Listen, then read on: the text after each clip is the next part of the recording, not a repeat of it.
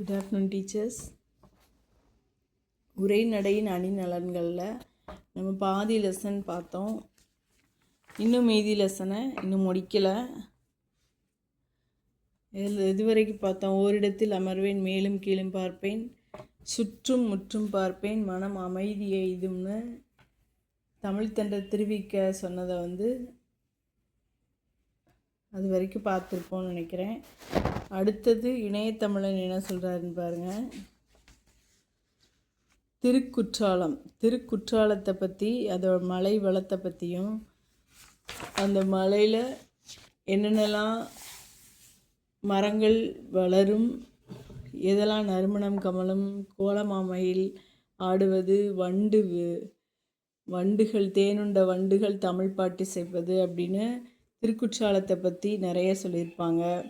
அதை சொன்னவர் யாருன்னா சொல்லின் செல்வர் ராபி சேதுப்பிள்ளை. தமிழ் இன்பம் எனும் நூலில் திருக்குற்றாலத்தோட அழகை பற்றி விவரிச்சிருப்பாங்க. அடுத்தது அப்படியே கீழே வாங்க. உண்மையில் முரண்படாத மெய்மையை சொல்லுவது முரண்படு மெய்மை. மெய்மைன்னு அதிலே உண்மை இருக்குது, அதுதான் இது. உண்மையில் முரண்படாத மெய்மை, எதுலேயுமே முரண்படாத மெய்மை தான். இந்த உலகத்தில் பயம் என்ற ஒன்றிற்கு தவிர வேறு எதற்கு நாம் பயப்பட வேண்டும்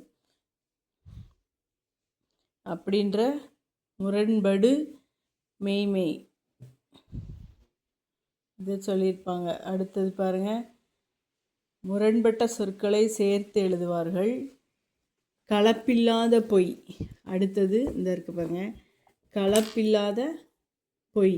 இதை தான் என்ன சொல்லுவாங்கன்னா சொல்முரண் என்று சொல்வார்கள். சொல்முரன்னா ஆக்சிமோரான்னு சொல்லுவாங்க. சொல்முரண், கலப்பில்லாத பொய், அதை சொல்லுவாங்க. அடுத்தது எதிரும்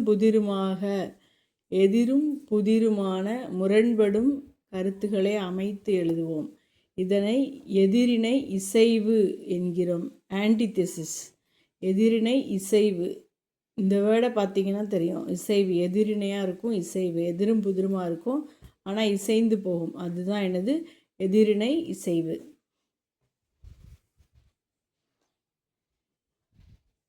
அடுத்தது உணர்ச்சி பெருவெள்ளம். இதன் உச்சநிலை என்ன அப்படின்னு கேட்காங்க.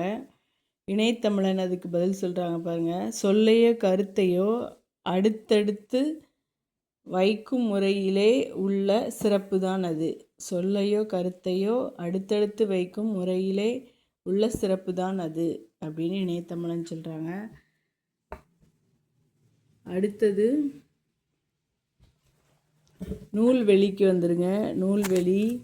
எழில் முதல்வன் எழுதிய புதிய உரைநடை எனும் நூலில் உள்ள உரைநடையின் அணிநலன்கள் எனும் கட்டுரையின் சுருக்கம் இங்கு உரையாடல் வடிவமாக மாற்றி தரப்பட்டுள்ளது. ராமலிங்கம் என்ற எழில் முதல்வன் மாநில கல்லூரியில் பயின்று அங்கேயே பேராசிரியர் பணியை தொடர்ந்தவர்.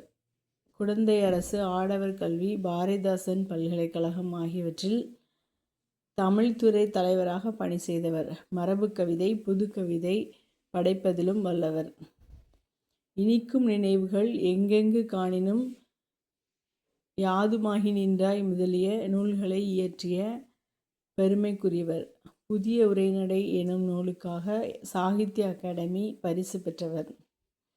தொன்று தொட்டு இன்று வரை நின்று நிலவும் ஊர்கள், தொன்மை தமிழ் நாகரிகத்தின் வேர்கள், இலக்கியத்தின் சீர்களில் முன் தோன்றிய மூத்தகுடி, வாழையும் கமுகும் தாழ்குலை தெங்கும் மாவும் பலாவும் சூழெடுத்து ஓங்கி தென்னவன் சிறுமலை திகழ்ந்து தோன்றுதும் அப்படின்னு சிலப்பதிகாரத்தில் காடுகான் காதையில் 53, 55வது பாடல் சொல்லியிருக்காங்க. இது எந்த ஊரை பற்றி சொல்லியிருப்பாங்கன்னா திண்டுக்கல்லில் உள்ள சிறுமலை அப்படின்ற மலையை பற்றி சொல்லியிருப்பாங்க. Thank you to all.